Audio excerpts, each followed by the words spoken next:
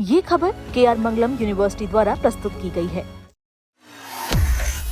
तमिलनाडु में सत्ता को लेकर जारी जो सस्पेंस था वो कहीं ना कहीं अब खत्म होता दिख रहा है, क्योंकि अब सूत्रों के हवाले से एक जानकारी निकलकर सामने आई है।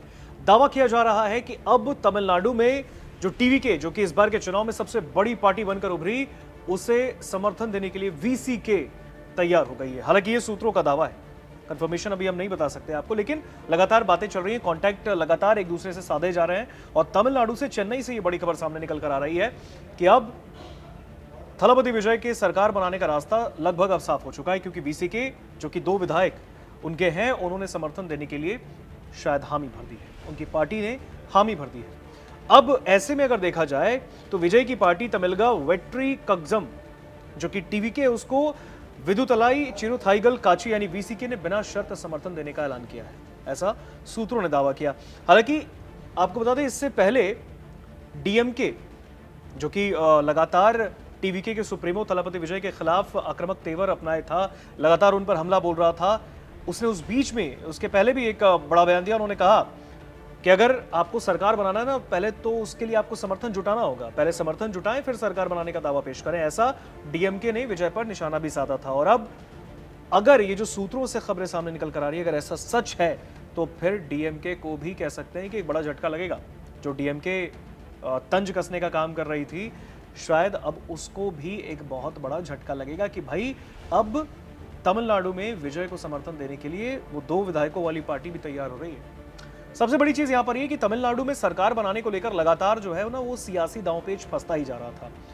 जब तमिलनाडु के रिजल्ट आए, टीवीके बड़ी पार्टी बनकर निकली, थलापति विजय इसके सुप्रीमो है, और उनके नेतृत्व में 2 साल के भीतर तमिलनाडु के अंदर एक सुनामी आई है। और कह सकते हैं कि विजय के जो सपोर्टर्स थे, उन्होंने अपने प्यार को, जो उनके फैन हैं, उन्होंने अपने प्यार को वोट में तब्दील कर दिया और टीवीके बड़ी पार्टी बनकर निकलकर सामने आई। लेकिन सरकार बनाने को लेकर भी लगातार सियासी पेच फंसते रहे, क्योंकि बहुमत का आंकड़ा जो है वो 118 का है और टीवीके को उतने आए नहीं थे, लगभग उन्हें जरूरत थी, तो इसके लिए उनको सहयोगियों के साथ मिलकर ही सरकार बनाने का रास्ता दिख रहा था। कांग्रेस उनके साथ आ गई।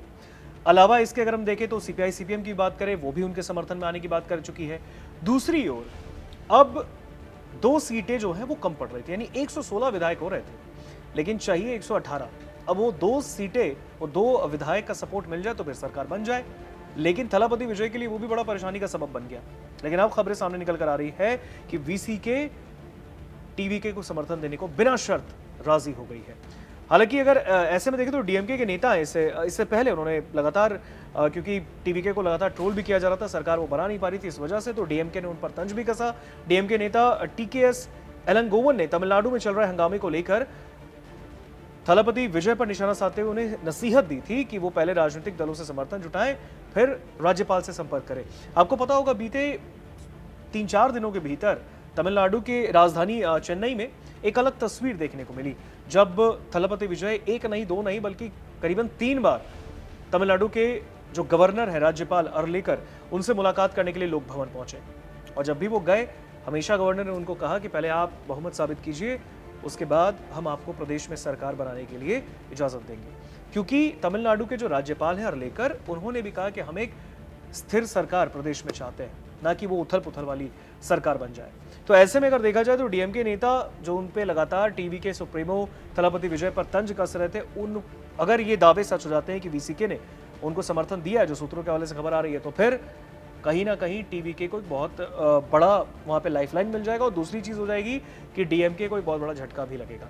अब ऐसे में अगर हम देखें, टीवीके ने बहुमत का दावा पहले भी किया था। शुरुआत में टीवीके ने एएमएमके के समर्थन से बहुमत हासिल करने का दावा किया और गठबंधन सरकार के लिए पार्टी के निर्वाचित विधायक द्वारा हस्ताक्षरित पत्र जो है वो भी प्रेजेंट किया था। लेकिन एएमएमके के महासचिव टीटीवी दिनाकरन ने टीवीके पर पत्र में हेराफेरी का आरोप लगा दिया, तो लगभग जो है वो पॉइंट पे बात आते आते फंस जाती थी। लेकिन इस बार लगभग चीजें साफ दिखती जा रही हैं। बताया जा रहा है सूत्रों के हवाले से कि टीवीके को समर्थन देने के लिए वीसीके बिना शर्त तैयार हो गई है। लेकिन अगर इस बात में जो सूत्रों ने दावा किया, अगर वो सच है, अगर ऐसा होता भी है और 2 विधायकों का समर्थन उनको मिल जाता है, तो फिर टीवीके के सुप्रीमो थलापति विजय प्रदेश में अपनी सरकार बना लेंगे, मुख्यमंत्री बन जाएंगे। लेकिन अगर ऐसा नहीं हुआ और पॉइंट से पहले, अगर एंड मोमेंट से पहले एक बार फिर से अगर कोई सियासी ड्रामा देखने को मिला तो फिर एक बार फिर से दांव-पेच फंसेगा। हालांकि इससे पहले अगर हम देखें तो राज्यपाल से वो मिलने भी जाने वाले हैं। ऐसे भी दावे किए जा रहे हैं कि थलापति विजय कुछ देर में वहां पे राज्यपाल से मुलाकात करेंगे और फिर सरकार बनाने का दावा पेश करेंगे, क्योंकि उनको अब समर्थन वीसीके का मिल गया, ऐसा दावा किया जा रहा। तो कहीं ना कहीं तमिलनाडु के सियासत में एक अलग ही सियासी ड्रामेबाजी देखने को मिल रही है। सरकार बनाने को लेकर लगातार दांव पेच फंस रहा है। मुश्किलात अब भी आप सोच सकते हैं कि प्रदेश की बड़ी पार्टी बनने के बावजूद भी टीवीके को इतना जूझना पड़ रहा है सरकार बनाने को लेकर।